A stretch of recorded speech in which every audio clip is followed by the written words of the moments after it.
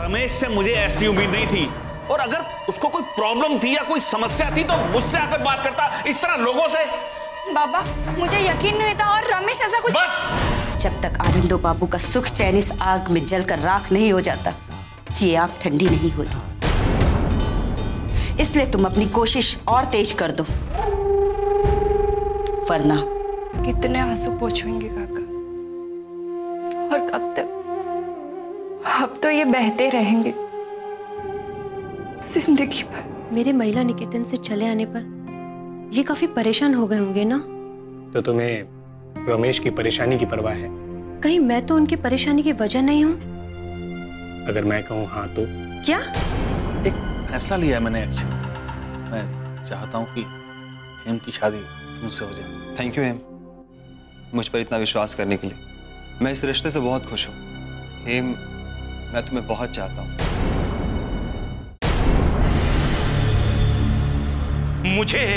मुझे अभी अभी जोगिन ने सब बताया है। तो क्या करता? कोई रास्ता भी तो नहीं था। मुझे नहीं लगता कि हेम इस रिश्ते से खुश होगी। देखो, उसे खुश होना ही होगा, और उसके बगैर कोई रास्ता भी नहीं है।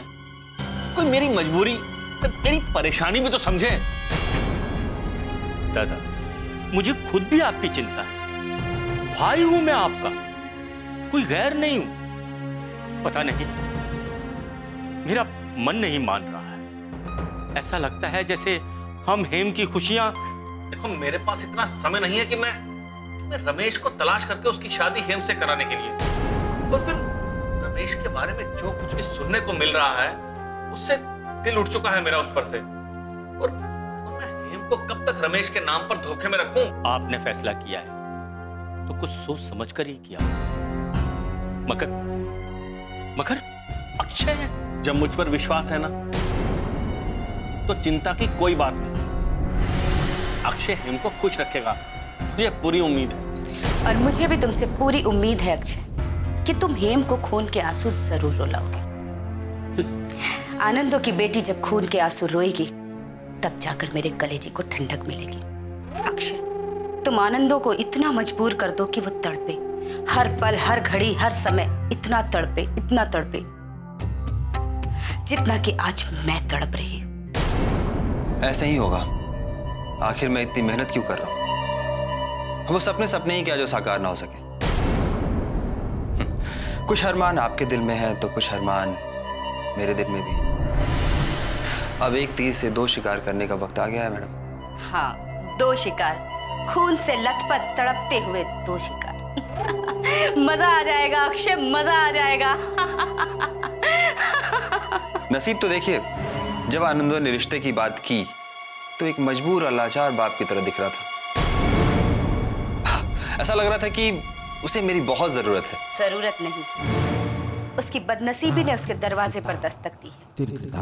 अक्षय, मुझे मेरा बदला पूरा होता नजर, मंजिल मेरे बहुत करीब, बिल्कुल करीब।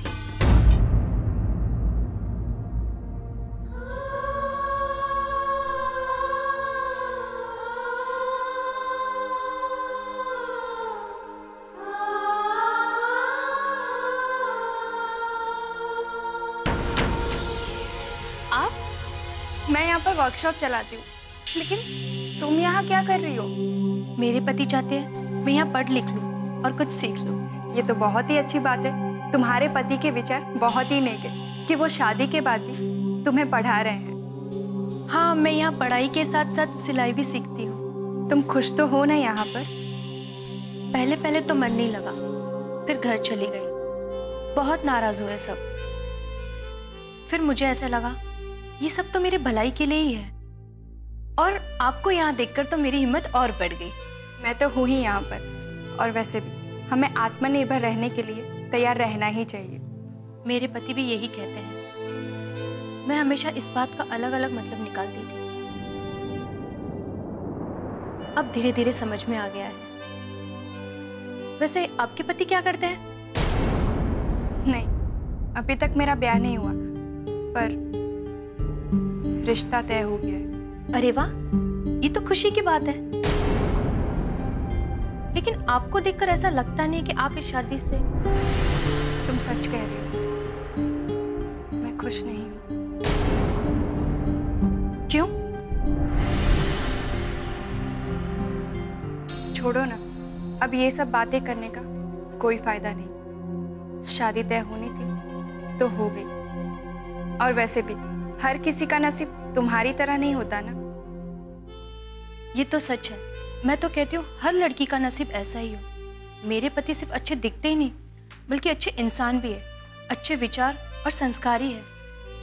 कभी कभी मुझे ऐसा लगता है शायद मैं ही उनके लायक नहीं। वो तो तुम्हारी बातों से ही पता लग रहा है कि तुम्हारा पति एक अच्छा इंसान है। तो कब मिला रही हो मुझे अपने पति से? मेरा बस चले तो आज ही मिला दो उनसे। नहीं नहीं, आज नहीं, फिर कभी। तुम अभी अभी महिला निकेतन आई हो और तुम्हारे लिए ये काम जरूरी है। लेकिन हाँ, मैं तुम्हारे पति से मिलूंगी जरूर। मैं उनको आपसे जरूर मिलाऊंगी, और वो भी बहुत जल्दी। सर, वो क्या है कि मैं बारे आजकल मैं देख रहा हूं कि तुम्हारा मन काम में नहीं लग रहा है, और ऊपर से रमेश के काम का बोझ भी हम लोगों के सर पर आ गया। ऐसे कैसे चलेगा?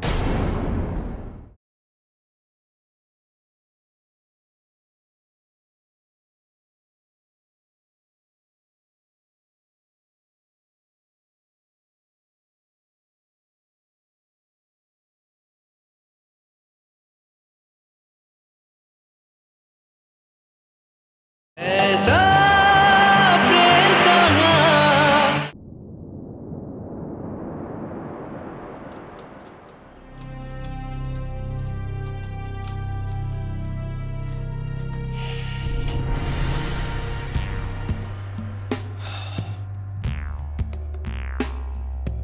मारिन?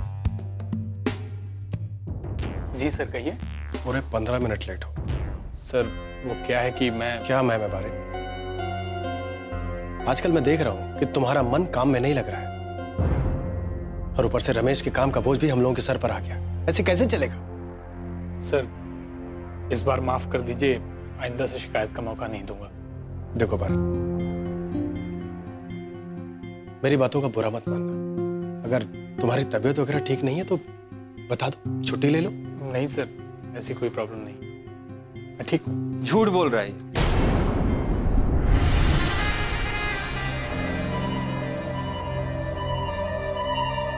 जब इंसान की शादी हो जाती है तो वो कुछ दिनों के लिए किसी और का होके रह जाता है। दुनिया से रिश्ते नाते सब तोड़ देता है। कुछ यही हाल है हमारे बारिन साहब का। शादी जो कर ली इन्होंने।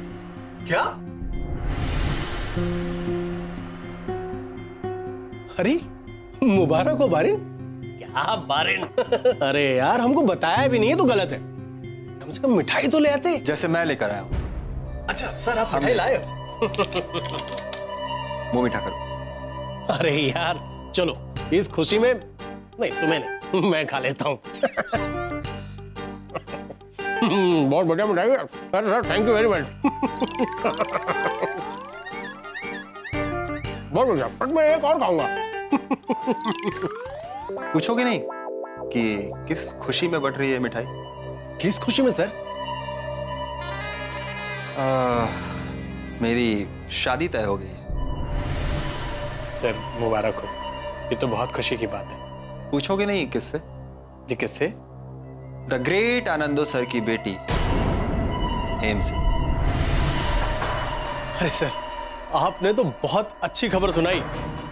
सर मैं पोस्ट ऑफिस होकर आता हूं, थोड़ा काम है मुझे। हाँ हाँ ठीक है, जाओ जाओ।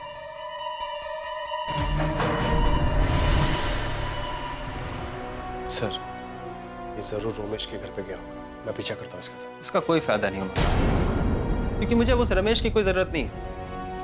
आनंदो सर खुद मुझे अपने घर पे बुलाकर ये खुशखबरी दी। मतलब सर कि हेम भी शादी से? हेम की किसे परवाह है उमाकांत? जब चिड़िया एक बार जाल में फंस जाए तो उस पर तरस नहीं खाना चाहिए। और बड़ी मेहनत और मशक्कत के बाद ये दिन देखने को आया है। अब तो ऐश करने के दिन आ गए। कैसी हो कमला? वहाँ सब ठीक तो है ना? मुझे उनसे जरूरी बात करनी थी, इसलिए फोन किया था। कमला, मैं भी रमेश को ही ढूंढ रहा हूँ। खैर, मैं शाम को आता हूँ तुमसे मिलने।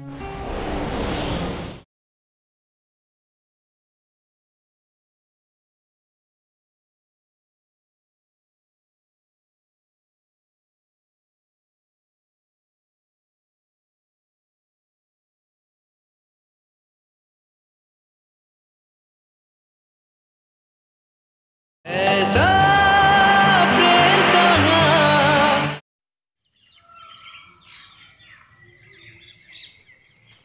तो कब मिला रही हो मुझे अपने पति से? जब चाहो, और वैसे भी उनसे आपको मिलाने में मुझे बहुत खुशी होगी। अच्छा, तुम्हारे पति क्या करते हैं? ये तो वही आपको अच्छी तरीके से बता पाएंगे। वैसे आप मेरे पति के बारे में ही पूछती रहेंगी या अपने होने वाले पति के बारे में भी कुछ बताएंगी? एक बात पूछूं? काफी देर से देख रही हूं,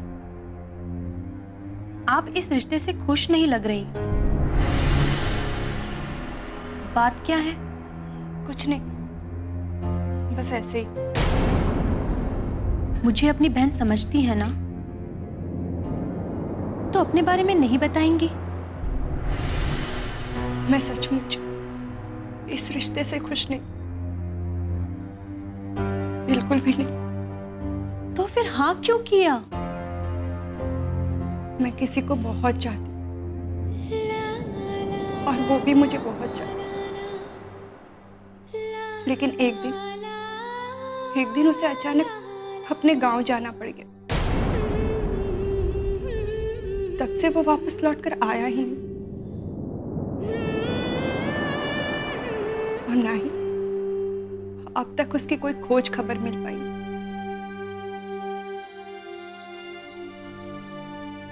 उसके इंतजार में मैंने कई दिन बिता दिए। फिर बाबा की तबीयत दिन ब दिन बिगड़ने लगी। उनके इस दुख दर्द का कारण सिर्फ और सिर्फ मैं बन गई। फिर बाबा ने एक ऐसे इंसान से मेरी शादी तय कर दी जिसे मैं बिल्कुल भी पसंद नहीं करती। विरोध करती हूँ तो बाबा की सेहत पर असर पड़ता, और इस रिश्ते को अपनाती हूँ तो अपने प्यार से नाइंसाफी करती हूँ।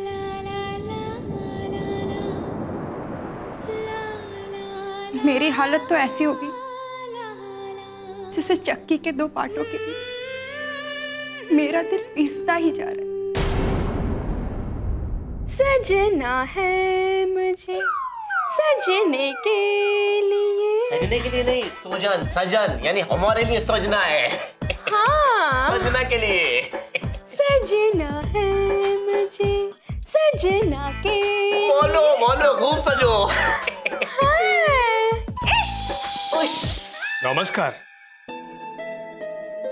बारिन बाबू, आप आइए आइए, कुछ काम था? जी, वो रमेश के घर पर ताला लगा है, तो आपसे कुछ कहकर गया है क्या? रमेश बाबू तो सुबह से दिखाई नहीं दिए हैं, पर आप कुछ परेशान लग रहे हो। सब ठीक तो है ना? अरे बाबा, इसे फिर कोई नई खबर मिल जाएगा और ये रात भर हमारा जोन खाएगा। हम तो नींद के टैबलेट खा के सो जाएगा। जी, सब ठीक है। आमी चा नियाश जी। नहीं, वो थोड़ा मैं जल्दी में हूँ, रमेश से कुछ जरूरी बात करनी है। रमेश बाबू के घर में सब ठीक तो है ना? जी हाँ, सब ठीक है, चिंता की कोई बात नहीं। अब शादीशुदा जिंदगी में थोड़ा बहुत तो चलता रहता है। हाँ, यही जो थोड़ा बहुत है ना, कभी कभी बहुत बड़ा हो जाता है। और वैसे भी जो खास पड़ोसी होते हैं ना, उनसे कभी कुछ नहीं छुपाना चाहिए। कुछ खबर ना देते ये फिर से।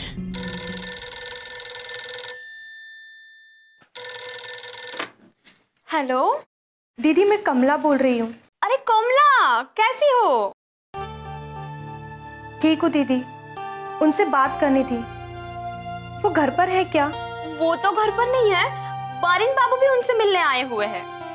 तो फिर उनसे ही बात करा दो। हाँ हाँ, क्यों नहीं। बारिन बाबू, कोमला आपसे बात करना चाहती है।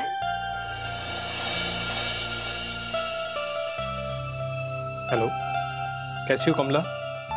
वहाँ सब ठीक तो है ना? सब ठीक है, मुझे उनसे जरूरी बात करनी थी, इसलिए फोन किया था। कमला, मैं भी रमेश को ही ढूंढ रहा हूँ, कुछ जरूरी काम था मुझे। खैर, मैं शाम को आता हूँ तुमसे मिलने। अपना ख्याल रखना, ठीक है? मिस्टर जी, आपका बहुत बहुत धन्यवाद। चलता हूँ, नमस्कार। जी ठीक है।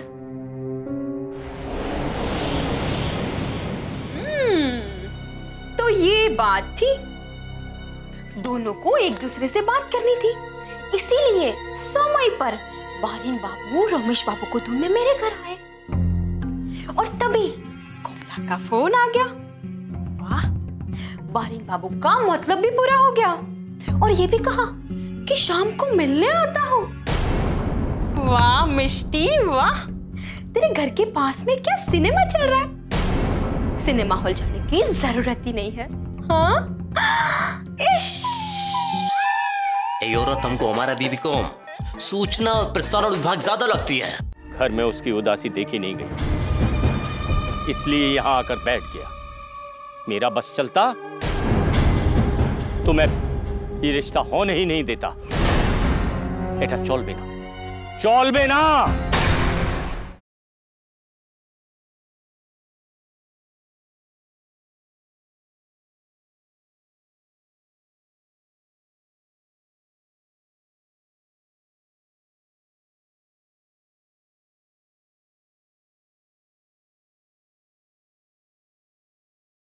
ऐसा प्रेम कहाँ।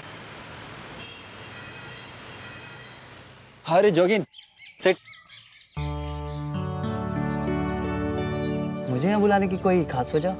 घर आ जाते। अब पहले वाली बात नहीं रखी जोगिन, बार बार घर आना अच्छा ही लगता। अरे ऐसी कोई बात नहीं, ये सब पुराने लोगों के ख्यालात हैं। ससुराल में आना जाना नहीं चाहिए वगैरह वगैरह। खैर छोड़ो इन बातों को, कहो। जोगिन, मैंने तुम्हारा शुक्रिया अदा करने के लिए यहाँ बुलाया है। शुक्रिया? किस बात का शुक्रिया? अपने घर में मेरी इज्जत और सम्मान को किसी ने बढ़ाया है, वो तुम हो जोगिन। और आज आनंदो सर इस रिश्ते के लिए तैयार हो गए हैं, तो उसमें तुम्हारा सबसे बड़ा हाथ। इसकी दो वजह हैं अक्षय। एक तो तुम मेरे बहुत अच्छे दोस्त हो, और दूसरा मैं बॉडी को बहुत चाहता हूँ और तुमसे ये उम्मीद रखता हूँ कि तुम उसको बहुत खुश रखोगे। तुमने दोस्त कहा, तुमने इज्जत दी, तुमने भरोसा किया। मैं तुमसे वादा करता हूँ योगिन कि मैं तुम्हें कभी मायूस नहीं होने दूंगा। अरे काका भी यहीं बैठे हैं, चलो वहीं चलकर बैठते हैं।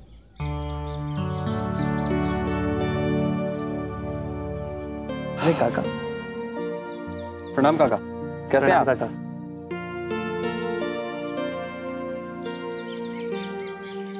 काका, कोई नाराजगी है क्या? बहुत है। मैं समझा नहीं। हेम इस रिश्ते से बिल्कुल भी खुश नहीं है। घर में उसकी उदासी देखी नहीं गई, इसलिए यहां आकर बैठ गया। मेरा बस चलता तो मैं ये रिश्ता होने ही नहीं देता। बेटा चल बेना, चल बेना।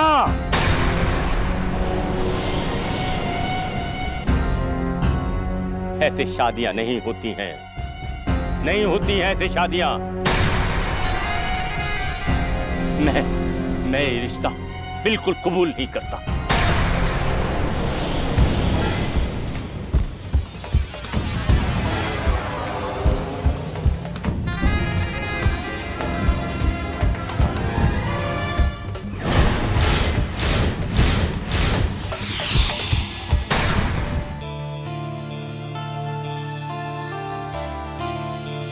अच्छा कमला, तो मैं चलती, कल आऊंगी। तब तक के लिए जो लेसन मैंने तुम्हें दिया है उसे अच्छी तरह से याद करना, ठीक है? जी अच्छा। कल आओगी ना? जरूर आऊंगी। कल मिलते हैं। अपना ख्याल रखना।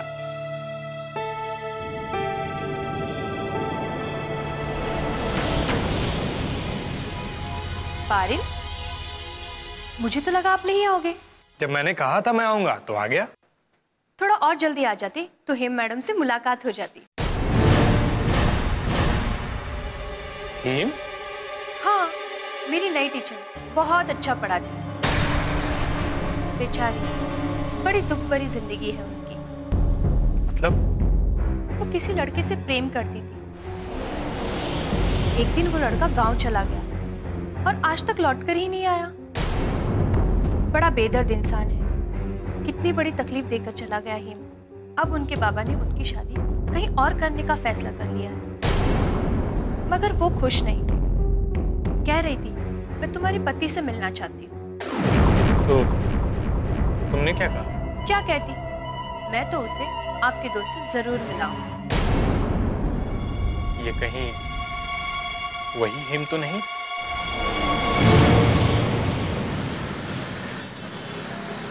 देखिए, जब से मैंने अखबार में डॉक्टर महेश के बारे में दिया है, मेरे पास तो कोई इंक्वायरी नहीं आई। मेरे यहाँ आने का मकसद यह है कि मैं जानना चाहता हूँ कि आपके पास कोई आया क्या नहीं। वो क्या है ना, कभी कभी लोग अखबार के दफ्तर भी आते हैं। इस बारे में पूछने तो कोई नहीं आया मिस्टर रमेश। आप कई बार आ चुके हो इस बारे में पूछने के लिए। मुझे तो लगता है इस इंक्वायरी का कोई फायदा नहीं है। आप इसे भूल जाओ तो ज्यादा अच्छा है। क्या करूं सर, दिल के मानता नहीं, इसलिए चला आता हूं। कहते हैं ना, उम्मीद पे दुनिया कायम है। उसी उम्मीद के सहारे आपके पास चला आता हूं, आपको तकलीफ देने। इसमें तकलीफ की क्या बात है, ये तो हमारा काम है।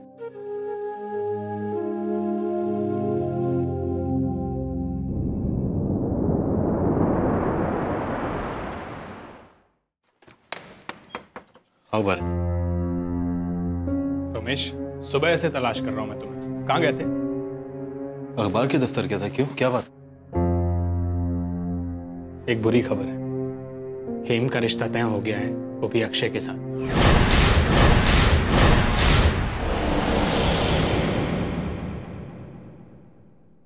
और ये फैसला आनंदो बाबू ने लिया है।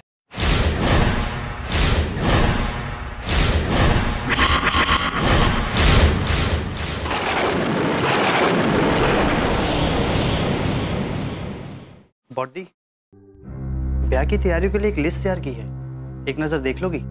रख दो, मैं देख लूंगी। कब देखोगी?